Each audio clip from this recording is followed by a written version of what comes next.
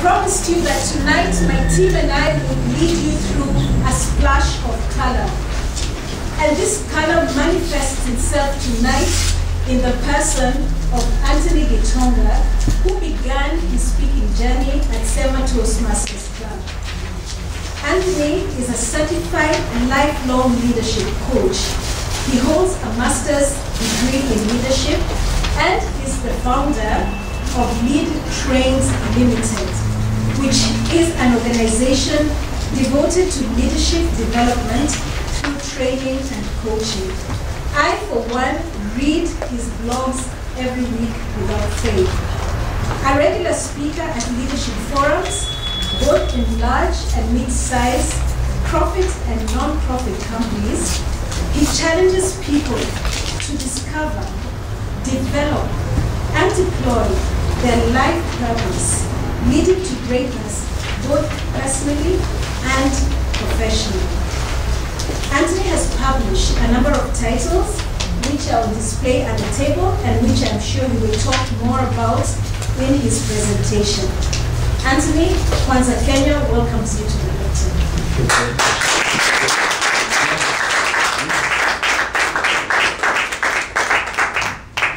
How are you all doing? How many of you would like to blog their way into a book? Let me see by a show of hands. Okay.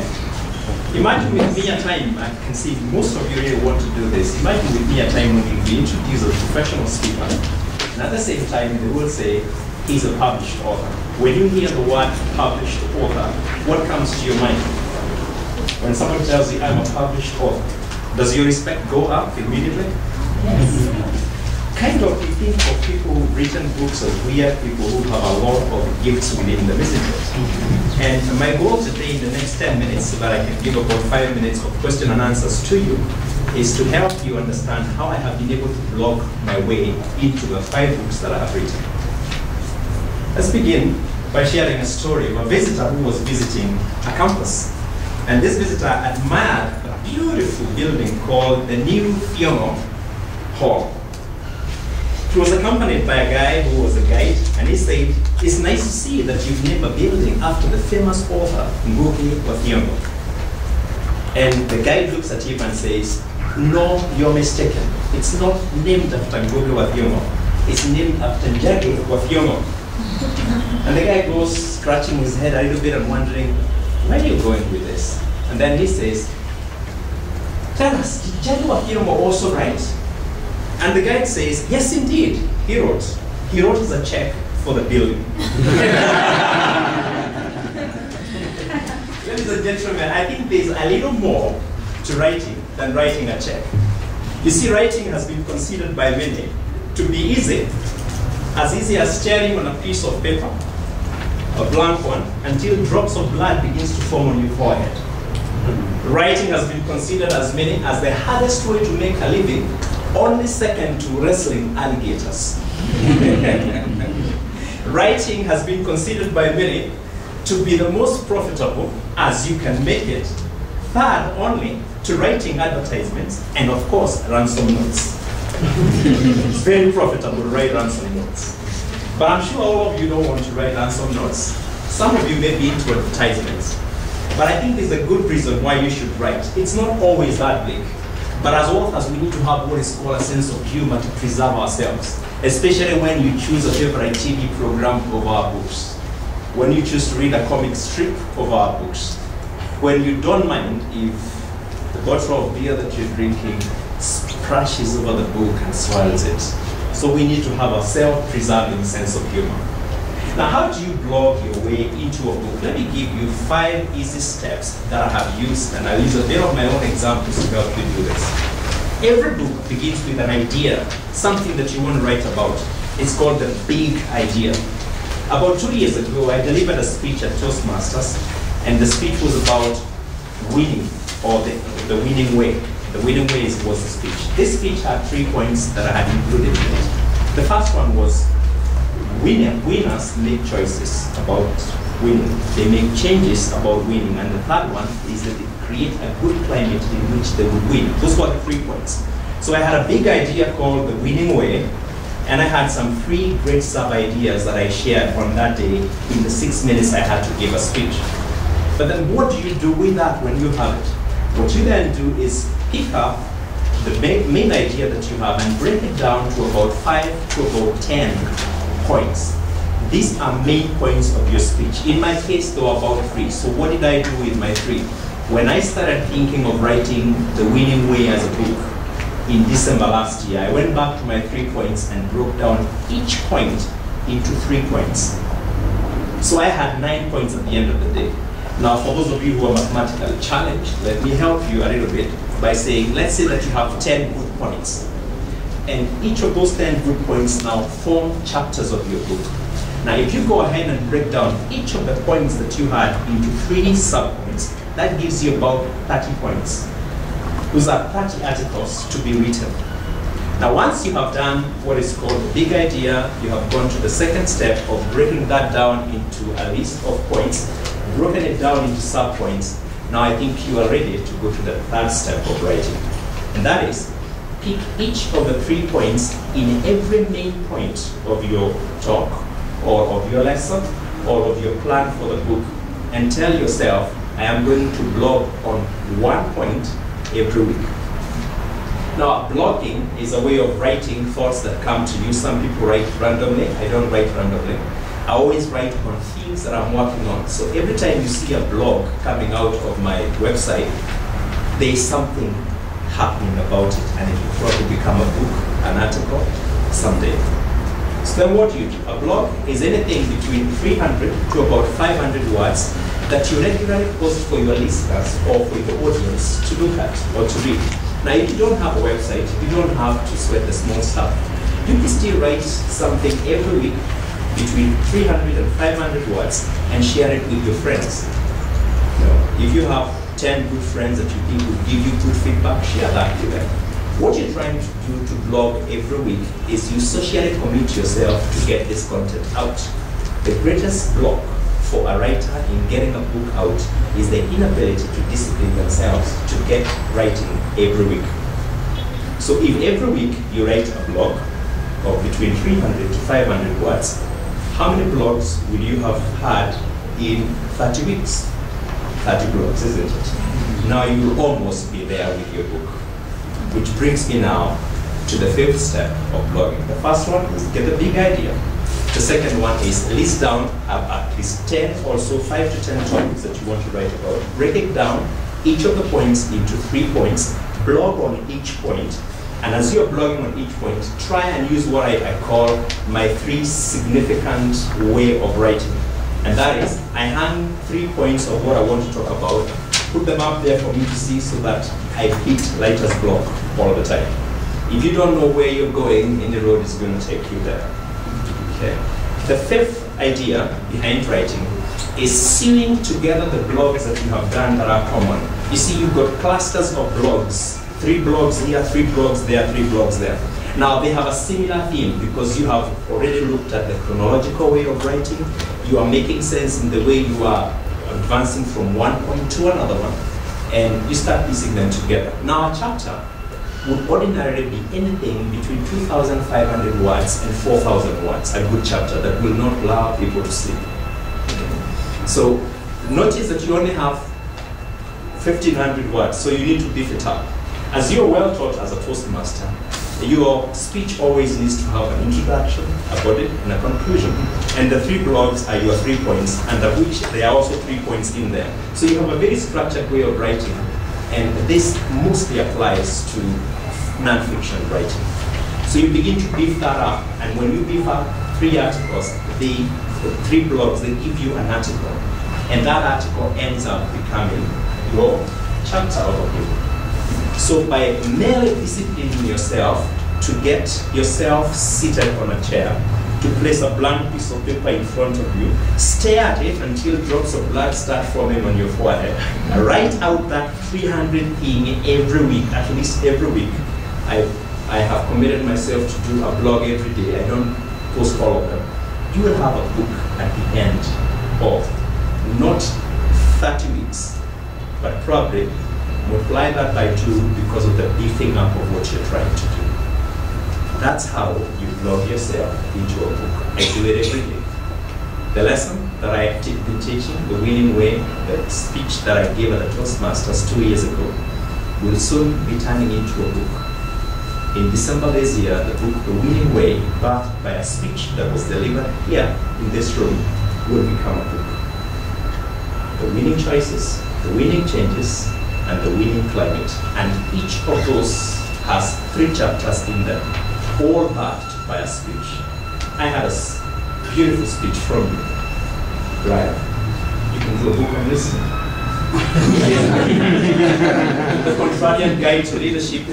Stephen Popo says that the common one actually suffers from 3 delusions. 1, they think that they are good drivers. Number 2, they think they have a sense of humor. Number 3, they think they are good listeners. And they are wrong on all those 3 points. So you can pick up any 3 things that you want to say in a speech, hang them, go back into them, drill a little bit into it, and you'll begin to see a structure coming in. Now what you'll be doing is just fleshing out the structure. Now you know how I write. So how many books am I getting after this? 6 months down the line, how many books am I getting? No problem? Okay. Now, before I sit down, I'm sure you would love to ask me a few questions. I have written about 5 books that way, and this year, I'm going to be writing 3 books the same way. Okay. So anybody with no questions? Yes. Anthony, as I said, I'm a follower of yours. I've read your blogs for the last 3 or so years. Sure. One of the things I would like you to share with us is when you have that material, how do you publish? Who do you contact? Who do you talk to move the material from the blog to a book that is tangible and that can also realize a profit? Angela, that's a very good question to ask. Many of us always think that when you have some material in the name of manuscript done that has been reviewed by a peer, reviewed by an editor, probably even laid out by a designer, you must get a traditional publisher to publish your work. While traditional publishing is a good route to go, one of my books, Pathway to Purpose, has been published by a traditional publisher. You can also self-publish your books. It's probably one of the most lucrative ways of getting to make an income out of books in an environment or a country where a lot of people don't read. So if your publisher is going to be doing about 5,000 books, I'm sure you can do 10,000 books if you put effort into it. Now there are those 2 ways of doing it. You can either go to the self-publishing route where you control everything that you have, or you can go to a publisher's route where you will get 10% of net sales. So if your book is 1,000 shillings marked price in the shop, and if it gives 40% discount to booksellers, you're going to get 60 shillings for every book that you sell. But turn the tables and become a self-published author. If your cost of publishing a book is 300 shillings per book, then you're going to make 700 shillings for every book that you sell. So the publisher will have to sell in the tens of thousands while you're doing thousands to catch up in terms of income.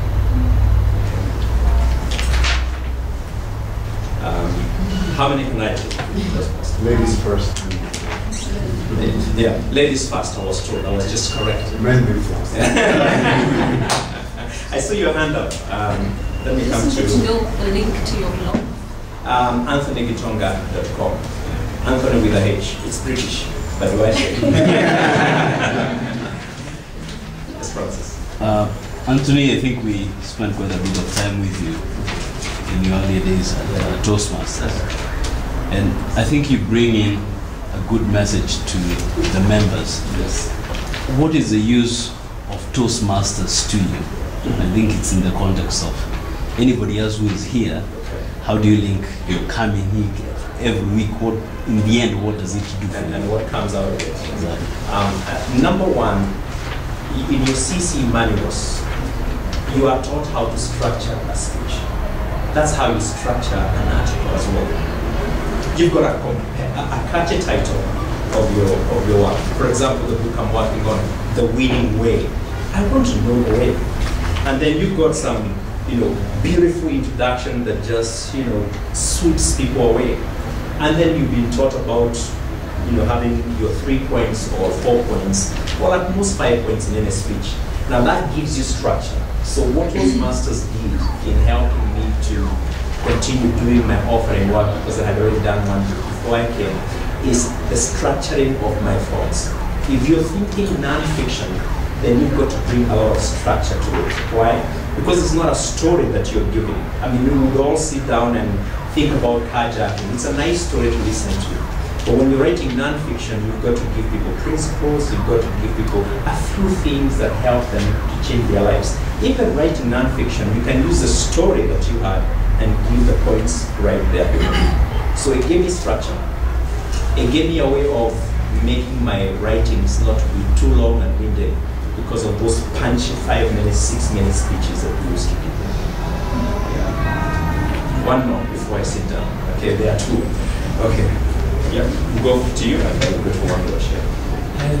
Do you do this for a living or do you do it for amusement? Do you enjoy? You must enjoy doing it because blogging to me sounds like something that you play with in your mind, and then you put it down on the paper because you think it might be a good idea.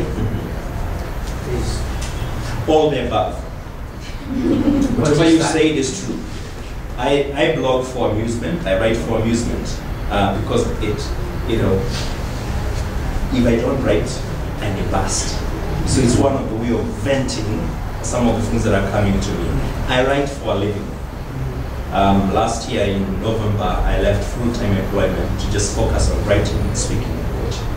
Is it a good living? It's a good living.